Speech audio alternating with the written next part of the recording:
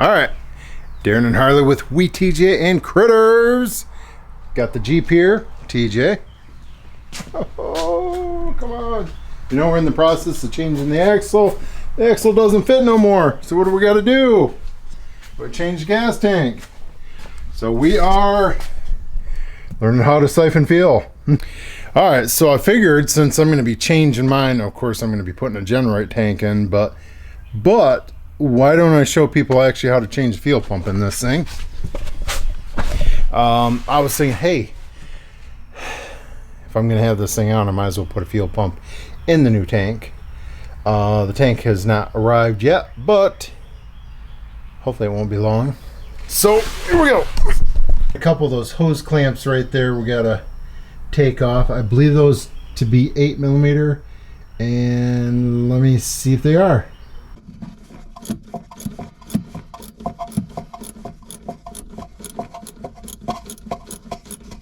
I'm gonna leave that one alone. This hose, you know, plans are that the Generite's going in here. So the driver's front. Right, this is actually sitting right on top of the axle. I'm gonna start unhooking the, I already popped this red tab down. Allowed me to unplug it. Got a couple of these. It looks like this thing only has, hopefully that's not under pressure. It's been a little while since this thing's ran, so maybe it's not. Oh, yeah, yuck. Still a little bit under pressure.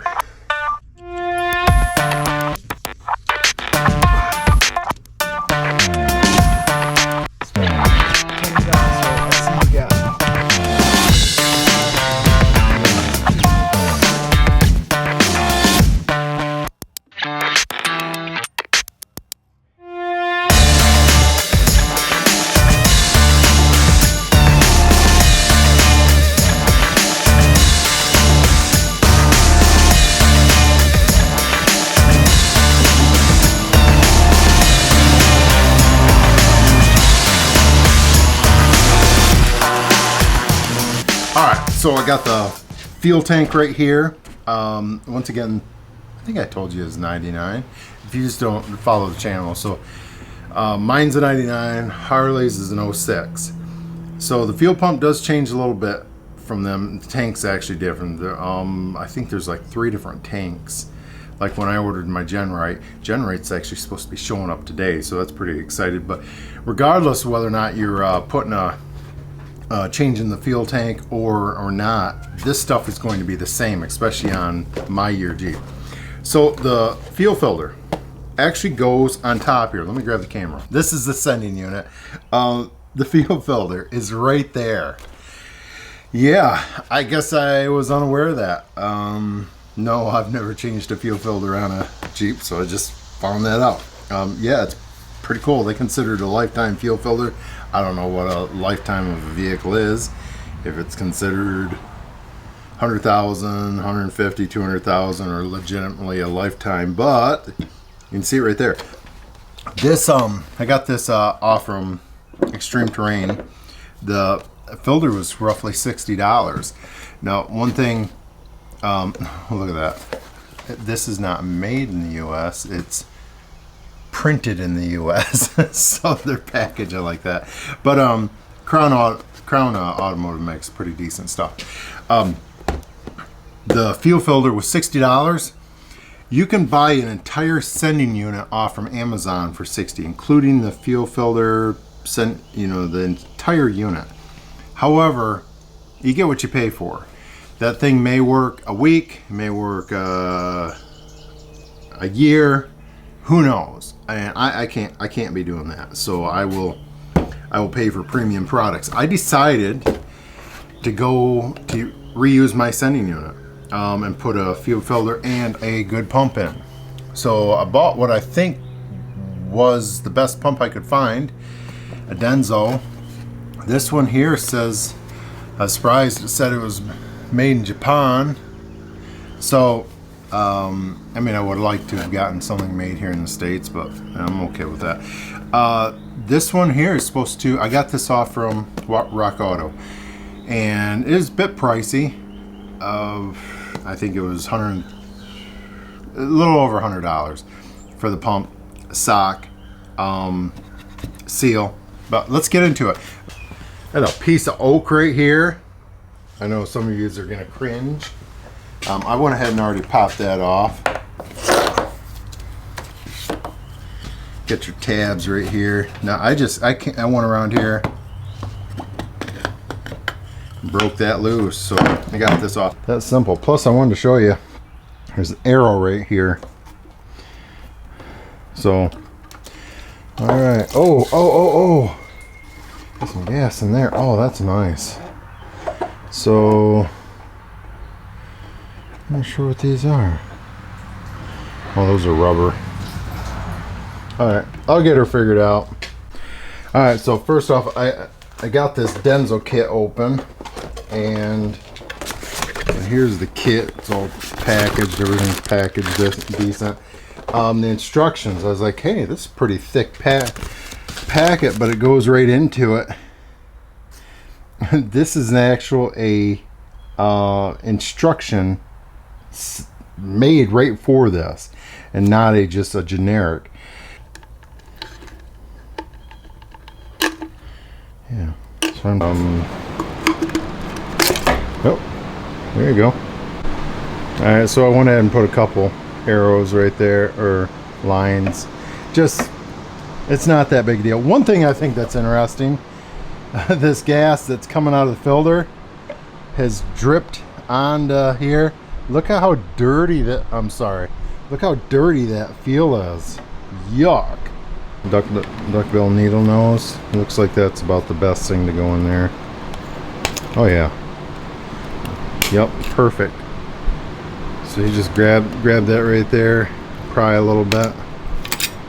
Nice. Okay, what I can tell you is this thing pops up out of there hard. Way harder than you think it's going to. So it does pop. I came in here and just kept rearing on it, and it finally does come out. All right, so this is not anything that they said. I'm just doing it on my own. I'm just paranoid about this thing being damaged, banging it upside down like what they're suggesting. So what I am doing, I'm going to put that shim in that I was using. Yeah, that should work right there.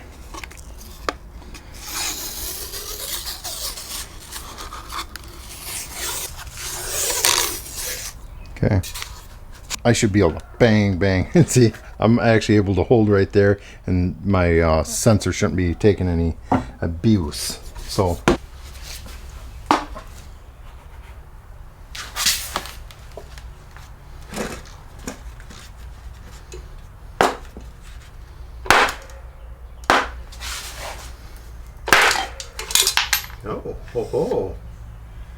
I said to make sure you keep that. That came out pretty easy.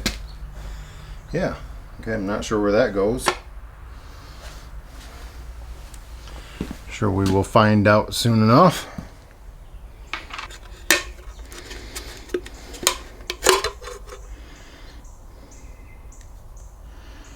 Okay, I was wrong. The sock is right there. I think. All right. So I got to tell you, I'm really impressed with this kit. It comes with everything. I mean, they do tell you the washer here. Remember that washer that fell out? Well, that washer goes, I shouldn't be working on this, right above the fuel tank, but if you look down in there, it appears how it goes down in there, and I can see the wear ring or whatever, and it looks like that was setting, you know, it fell out, so it looks like it was setting right here against that, just like that. So the way I understand that washer to work, I guess they're calling it a check valve. There's no O-ring down there. Apparently when it's not, look at it staying in there now. As soon as the pump starts sucking, it pulls it up.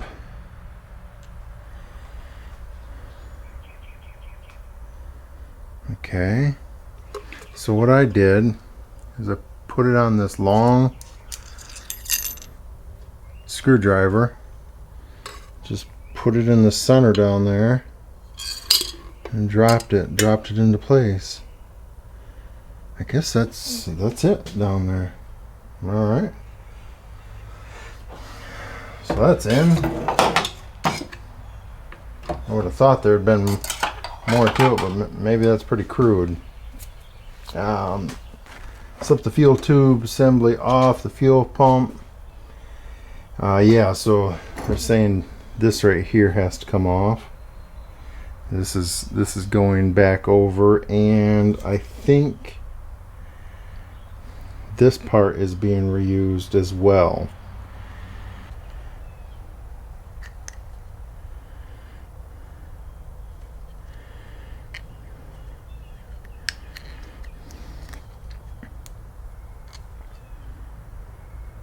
Oh.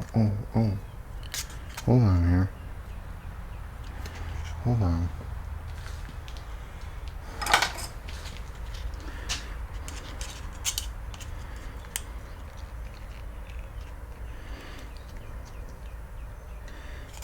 Okay, there I saw that there's this little ring right here, caption thing, and that's exactly where it goes, right there.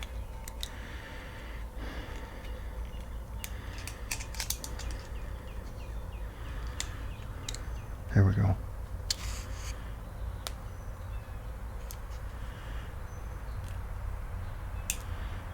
Yeah, okay. Man, that thing is going to be so easy to lose. So basically I'm going to take a little socket.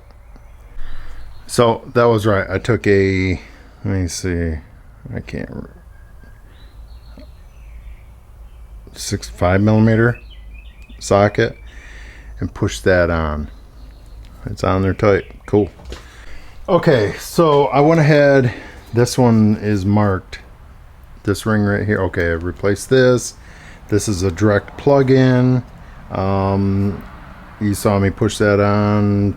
This is actually indexed. I put a shot of WD-40 on that rubber right there to allow this to pop up on there easy. Hey, look, that's going to attack rubber. If this can handle gas, it can handle WD-40 up against it. This right here, I thought this was interesting. They actually have it marked up. I think that covers everything. So I got the washer down in there. Yeah, all this good stuff in there. That's why it's marked that way right there. Yeah. The O-ring. Or not the O-ring, spring. And this is what I was telling you. This wasn't on it when I pulled it out. Yeah, that would go right there, just like that. I'm gonna hold off on putting that in. Yeah, it looks like it goes right there like that. Yeah. Okay, so after taking this apart a few times, I did notice I don't think you want to shove the whole thing up in, because see where these latch right here onto here? You technically want this fully extended down. So that's the way they've made it. So what I'm going to recommend you do is what I did. You got to make sure that that thing is still seated. And it is. Your check valve, or whatever you want to call it. And then your this is as far as I would go. See, I got it all the way in there. Pop these in.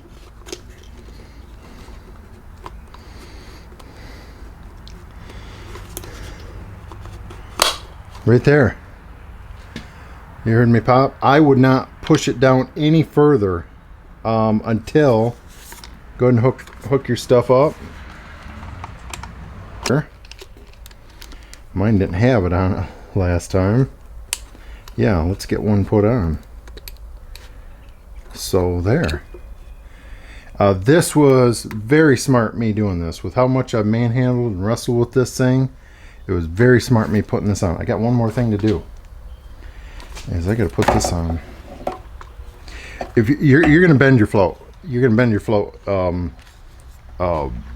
as much messing around as what you're doing. I do know I need to reuse my clip off from the other fuel filter. I dug this out. This was down in the bottom. So it did have it, but kind of a weird looking one. This is what I believe is the proper one. See, that fits correct. And you got these little bumpers right here, so that would keep it off the bottom of the tank. So all that's correct. That's a huge. That one's huge compared to the other one. Okay. So the problem with that one is those bumpers on the bottom of the sending unit would have been actually pushing on it, and that possibly is the reason why it pulled it off. I don't know. I think that was the wrong one. Next thing, too, the Denso. It says first time fit. Yes, I'm going to tell you this is probably the best pump that I've put in. Everything fit perfect. You just need a couple tools, you know. These and I actually got a tool coming. Either way, it's just a couple fingers. Amazon sells it. I got one from OEM Tools. It goes down over those splines right here, and then it has a socket right in the center that you can put a torque wrench, because it's at 40 foot-pounds. So all right, I got to check this tank out. So this should get you in business right there. Yeah. All right, see yous.